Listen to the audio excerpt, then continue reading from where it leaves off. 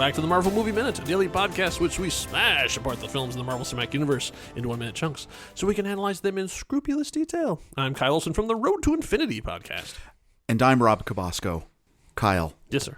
What is your favorite song about regret? Ooh. Is Cats in the Cradle too much on the nose? I was thinking more like... Oh. Mm-hmm. Yeah. That's a throwback. And that's 7 seconds. Oh, ah. Now, it's not Cutting Crew. No apologies to any of you who are big fans of Cutting Crew. Yeah. It's okay. I'm a big fan of Mike and the Mechanics. Almost every Mike and the Mechanics song is about regret of some kind. What I was really thinking was... Regrets. Oh. I've had a few. Mm-hmm. And again, 6.9 seconds. That's all we're going to hear of that song. Now, well, he did it his way. Now, regret. Mm-hmm. Regret. It's powerful emotion. When I watched this minute, that's the only word that came to my mind. Yeah. This is here we are in minute 59 of Incredible Hulk for 2008, directed by Louis Leterrier, and it's a face-off. Between several characters, like we start out with a face-off, and then we continue on to a face-off. Very nice, right? And it ends up being Ross having to deal with ramifications of his actions. Yes, and we're going to get a reprise of the hallway scene. Oh no, that's right, not the infamous. Oh yes, Hi. Right, two characters with different agendas facing off against each other. You know, though, I'm very upset by one of these characters we're about to talk about. Anyway, well, should be. So as we pick up here at minute 59, the Hulk is still giving Ross the hate stare, and then also gives him a pretty significant growl. And then Ross is still sort of stunned into like, is she alive? Is she dead? You saved my daughter. I almost killed her. Like a lot of stuff is going on his very shocked expression. Also, and still not getting wet. Still dry. Still bone dry in the middle of this rain, because you don't rain on William Hurt. Nope. And then we have the Hulk has finished his pose, his Renaissance painting, right? Yeah, and then, so that he steps backwards into the smoke and the fire, and then disappears. And note, one of the longest cross-dissolve transitions we have seen in this movie. Yeah, that's right. They go right from the flames after the Hulk is gone back to stately Ross Manor. They're back to the house there too, as it's slowly the flames slowly die out, and we see someone is sitting on the porch, and the door opens up, and so see, once again, IMDb should credit these guys as soldiers with boxes. Yes, but they don't. So there's soldiers come out and they're taking files away from possibly Betty's house, stealing her DVD collection. We don't know. It's 2008. She could have a significant stuff there. There could be some Criterion collection in there. Jeez, we don't know. Oh no.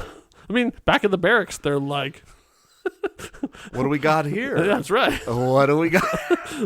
Put on that Seven Samurai again. So the two of them cross over, and then Ross steps out, and we see that it was obviously Leonard sitting on the porch, and then Ross says, you did the right thing calling me, and that's just when we learn Leonard is the one who ratted out Bruce Banner. You son of a... What? Yeah. Now, did you expect that? Oh, yeah. Because what made them show up, right? Like, how did they all... like, how do they all of a sudden know? They have a gamma tracker thing? No. But, man, seriously. I think really it comes down to this really comes down to Stanley. Because Stanley has fantastic pizza. Leonard did not get to eat that fantastic pizza, and therefore... I think... No, okay, but putting this in the whole scheme of the movie... Yes. This happens after that long night he spends drinking wine. Yes. When he's drinking wine with Bruce and they have that really weird conversation we talked about in the deleted scene. Yeah, I would say that was a deleted scene. This is where they're separated. He's not sleeping with Betty. Right. I think he calls them after he's had the night of drinking and desolation. Okay. So and if you're just joining us here at minute 59, which you should not, it's baffling to me that someone would be, but you never know. There's a lot of deleted scenes from this very house about the night that Bruce comes to visit, and that the fact that Betty and Leonard were living together in this house. So we don't, in the theatrical cut, we don't really know that, but in that one we do. So we basically saw Leonard once when they were at the pizza parlor. Right. And then once when he's running out into the battlefield, Betty! And then now this. This is the only time of this. But I gotta say, for being pretty much his only real scene, Ty Burrell, man. Great. Like, he No, shows great job. up for this scene. Great job. And you can see why this guy would go on to win multiple Emmys, because in his one scene, he's great because he stands up to Thunderbolt Ross. Yes. Like, he gets nose to nose with that stash. Right. And, holds his own. So, yeah, they sort of get into it. Let's see. Ross says, I need to know where they're going. She'll be in incredible danger. And then Leonard says, from who? Ooh. Oh, burn. He protected her. You almost killed her. And Ross says, I give you my word, her safety is my main concern at this point. Her safety is the main concern. So then Leonard says, it's a point of professional pride that I can always tell when someone's lying. And you are. So I realize I just read all the lines to you, and anyone who'd watched the minute had already heard that. But that's what I wanted to talk about is, like, Leonard says, I can spot a liar and you're lying.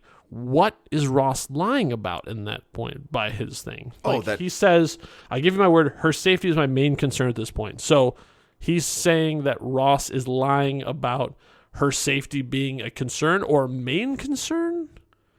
Like, what I'm trying to parse, and this is why we have this podcast. I'm trying to parse out what it is that he says that Ross is lying about. That it's his primary concern. It's not. So, he's saying you're lying, saying that's the main thing you care about, because it's not. So he's saying that Ross, his main concern is catching the Hulk, and Betty is a secondary concern, right? Not main concern. That's what I would say, because the other implication is that you just don't care about your daughter at all, right? And I don't think he thinks that, nor does Ross think. Well, that. we saw it by the big no. Exactly. He still has some stuff for that. Yeah. Did you find a little clunkiness though? I think on the line of this is. I would not be surprised if this was also heavily edited down or something. Here's what I don't like is him saying to him, my professional stuff is that to know when someone's lying. Yeah. Just leave it at that. You don't have to go, and you're lying. And you are. I mean, yeah, right? Like, it's just, you didn't have to do that. I just thought that was kind of weird, especially because it is meant to be such a dramatic. It's a cutting line. And as we talked about regret, here is Leonard regretting everything he's done because he's seen what happened. Yeah. And he saw what her father was like. At least the pilots of that Apache are dead. Yeah, right? I mean... they did not get out of that. No, they did not get out of that. There were no Cobra helicopter. They didn't drop out, what's the Cobra helicopter? Yeah. Not the Hiss, that's the tank. Right. Not the Rattler, that's the plane. That's the plane. Oh, I even know exactly the helicopter you're talking about. Mm-hmm. Because the Dragonfly is the G.I. Joe one, and I know we're going to cut all this stuff out. No! Because I actually looked up, while you're doing that, I actually looked up to see if there had been an Apache in any G.I. Joe thing, and there was in, like, the Sonic Fighters line or something like that, so I was like, man, that's not worth mentioning. Because I had it. I owned that. It's not the Eagle Hawk. Dragon Hawk? No. It's this one. It's that one. Yeah, that's exactly it. That's the one I had. Fang! The Fang.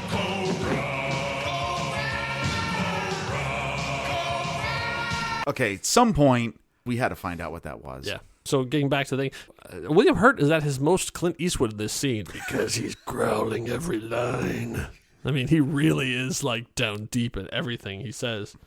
But I like also Leonard. He has to sort of make a turn in this line. So Ty Burrell is so great in this when he says, I don't know where he's going.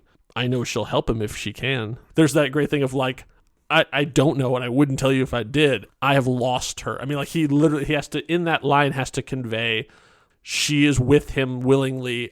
She's out of my life. She has left me for him. And you can see, like, sort of the pain in his face, too. It's really, really good. And see, I think that's the tighter, smarter way to play it, which is why the previous line where he adds that seems out of place when you see it in the whole context. Yeah. Okay, I'm being super picky here with dialogue. Well, but, if anything, I'm picking up as having done 58 episodes previous to this. Sure. I'm starting to pick up where the Edward Norton work is. And I really think it's in stuff like this. Yep. I don't think, we talked about how it was his idea of the Sonic Cannon, so I'm not saying he wasn't involved with it, but I think where he really dug in was on stuff like this, like the interpersonal conflicts and those kind of things. Like, I think he really got into, like, the, writing of this kind of stuff. So I think that's a trope of his. Yep. Yeah. And so then, and Ross then ends with another growled line. Then she's aiding a fugitive, and I can't help either one of them. He really gets down deep. Now, don't you wish the next line? And that's where, does that it ends? And that's it. That's where it ends. And his line, and his stern, his really stern look. And that's where the minute ends. We don't get to hear any reaction. You know what he should have said? What? He should have looked at him and said, well, then I guess she's not your primary concern. Ooh, burn. You know what I'm saying? That's even better. Yeah. That's what you needed to have. Yeah. Anyway. Right. So that's where the minute ends. So we'll find out what does Leonard have a stunning retort? Mm-hmm. Does Ross go, oh, buddy. Come on. Yeah, let's grab a beer. No, seriously, where is she? Yeah. Arrest this man for treason. We'll find out in minute 60. So in the meantime, if you're enjoying this podcast or the other shows that we do on the next reel, we have a Patreon. I know. You can support us for even as low as $1 a month, just $1 per month. It would help us make these amazing kind of shows. Plus, you get access to all kinds of behind-the-scenes bonus content and that kind of stuff. Plus, you get to have that good feeling in your soul of you're helping provide these wonderful shows to everyone out there in the world. You can be smug about it. We don't mind. You can find more at thenextreel.com/Patreon. Thank you all for listening. We'll see you back here for minute 60. Hope you had a smashing good time. Until next time, true believers. Bye.